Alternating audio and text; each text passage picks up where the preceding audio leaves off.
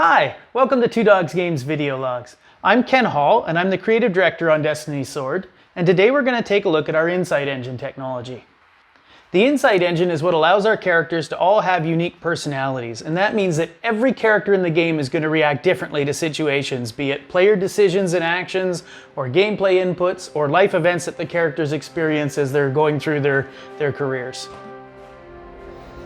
So one of the first places where we encounter characters as a player is when we recruit them.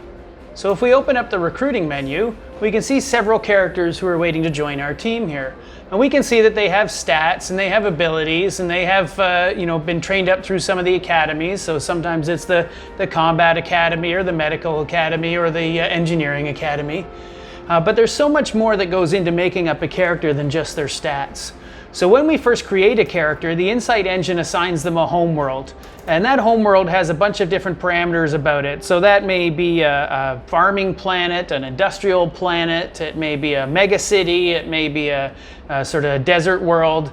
And then those sorts of things are going to determine what kind of experiences these characters can have during their formative years. So what goes into their background, what kind of things happen during their childhood and during their adolescence, and what kind of interest did they get in, what level of education do they have, what kind of career choices did they make, and ultimately what led them to come to sign up to be recruited by us here. So all of these things go into creating the life history, the background of a character when we first see them. And then once we see the characters, although we can actually see their stats and their abilities and things, we're not really going to know much about them as people. What makes them tick, how are they going to fit with the team, that kind of thing. So one of the things we'll want to do is talk to them and get a real feeling for who they are, to understand if they're going to complement the rest of our team. Really getting to understand, getting to know these characters is going to be crucial to being able to put them in the best place to succeed. So if we have a quick look at a character sheet, this is for one of the characters that's in our barracks, but as we can see, each character has a number of different domains that define their personality. And when they first start out, all these domains are completely fogged over. We don't know exactly where the character lies on this. And every time we talk to a character, we're going to wind up clearing some of that fog. And every time the character goes through an experience that would test one of these values, that would show us, how likely they are to exhibit these traits, we'll start to reduce the fog on that value. And eventually, once that fog is reduced down far enough, we're going to actually be able to see precisely where those characters are. We're going to have a really good vibe of who this character is because we've interacted with them so much and we've watched them go through so many events. But this is really going to be the marker of a character that we've been with for a long time. It's going to take a long time to get to know them to this level of confidence. So when we first start off, we're really just going to ask them some questions to kind of get a feel for how well they'll fit with our team. But let's take a little look and see, what do these mean? How do these values affect the way these characters experience of events? So to see how characters react to different circumstances, let's take a team into battle here. And let's take a hard battle, because we'll try to get somebody knocked out to see how they react to that. We'll get them in over their heads.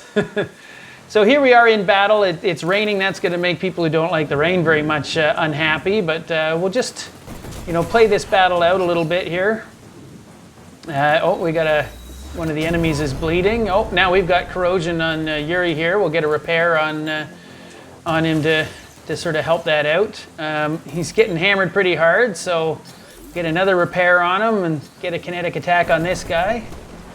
And see how it goes. We'll get focus on our medic. Oh no, down goes Yuri. We're not paying attention well enough. So Yuri's going to be knocked out, and we can see how Yuri reacts to that. I'll just hit a magical shortcut key here that auto wins the game for me. So now that we've got Yuri knocked out, we can go through the battle summary here, and we'll see that Yuri's got a couple of injuries. It's been a bad day for Yuri, and if we go to Yuri's character sheet, we can see that there's now a new life history event. Yuri was knocked out in battle in the approaches. So we'll go and talk to Yuri and actually see how he's reacting to that event. So we can go over here and select the last battle, and we can open it up, and he'll start talking about it. That was a really tough battle, Commander. At least we achieved our objective though, so that gives us a feeling that he's really team-oriented, wants the team to succeed, but we can see by these scores going up, he's a little bit afraid, a little bit of grief, so he's obviously uncomfortable about it. So let's talk about the battle itself. What happened? I don't know, it all happened so fast. I just feel like I let the team down. So he's really taking responsibility and feeling, personally like this was his fault. We can come down and say, oh, it could have happened to anyone. I didn't even see the soldier that shot me.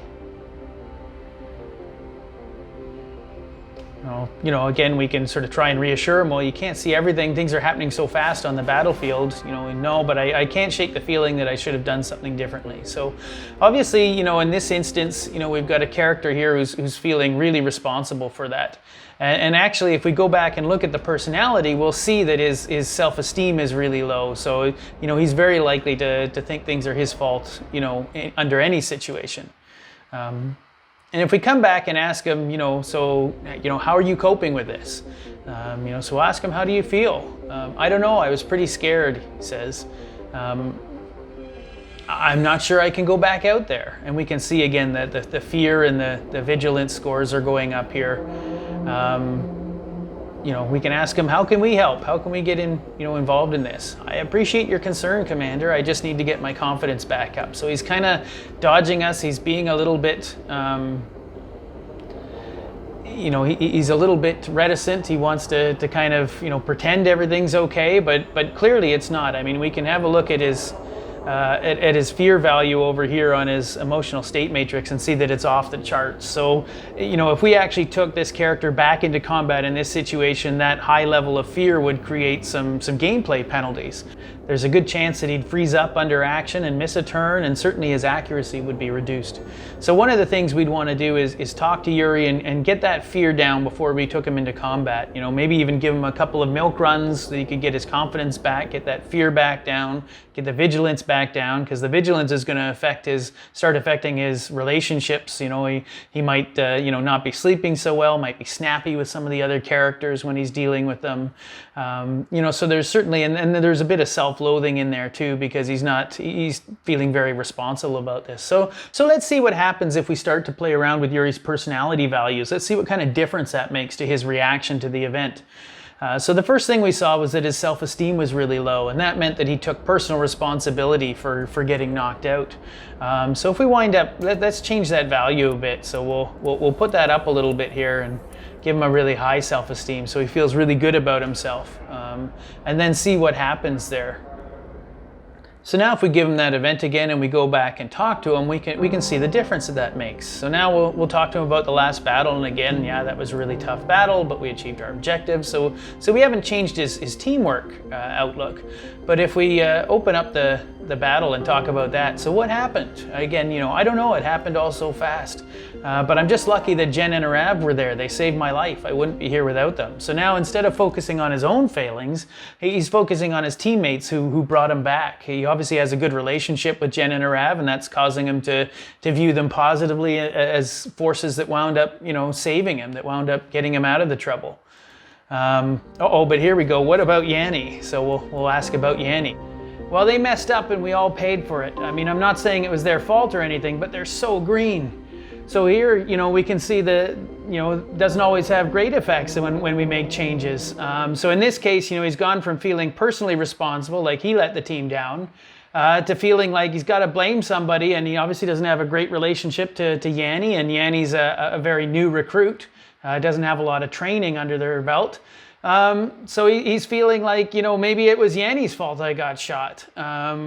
So obviously that's going to affect their relationship negatively. He's going to lose a little bit of trust for Yanni and things like that. We can try and hopefully walk that back a little bit. Don't be too hard on them. They're just sort of learning. You're right, Commander. I know they're just learning. But as they get better, the whole team will feel more comfortable. So, as we train up Yanni in this case, if there is a character that the rest of the squad is feeling a little uncertain about, as we train them up, the whole team will start to feel better, feel more confident, and be able to work better as a team, build stronger relationships with each other. So it really does make a difference who we put on the team and how the different personalities interact and things like that. We'll also remember that the first time around, Yuri was really scared and anxious about being knocked out. So we can come back to the personality sheet and again adjust his values. It's really important to note that in the full game, you won't be able to adjust the character's values like this. I'm using the developer tools to show us how different personality scores affect the way the characters react to different circumstances. In the full game, the character's personality will be shaped by their life events, their formative events as they're growing up, and then also by the experiences they have when they're with you. So whether that's gameplay experiences, whether that's your actions or your decisions, or whether that's life events that they experience while they're on your team. So in this case, if I just reduce Yuri's anxiety a little bit, and then we can drop his fearfulness a lot and maybe reduce his dependence a touch. And then we can go and see what kind of impact that has on his reaction. So this time when we ask Yuri, we can say, okay, how are you coping? How do you feel? Well, it was pretty hairy out there. I was really scared. But I'm ready to go get some if you need me, Commander. So Yuri's obviously much more determined this time. He's got a lot more self-reliance, able to kind of really, get himself up, and we can pat him on the back here. Nothing keeps you down. Oh, you better believe it. So it's really interesting to see the way that just changing a couple of key personality values can radically affect the way this character reacts to different circumstances. And that's going to happen all throughout the game. The relationships are going to affect these decisions, these outcomes as well. So it presents a continually evolving landscape of problem-solving opportunities. Every time we bring a new character into the squad, it's going to change the dynamics, and really getting to know these characters and what makes them tick is what allows us to anticipate some of these outcomes and be able to put the characters, first of all, together as the best team they can be, and then also in the best positions for each character to succeed based on their own personalities and strengths. So that's a little bit of a look at our insight engine. Gives you an idea how it's going to sort of steer and flavor the gameplay. So thanks for dropping by, and we'll show you more next time. All right, thanks. Bye.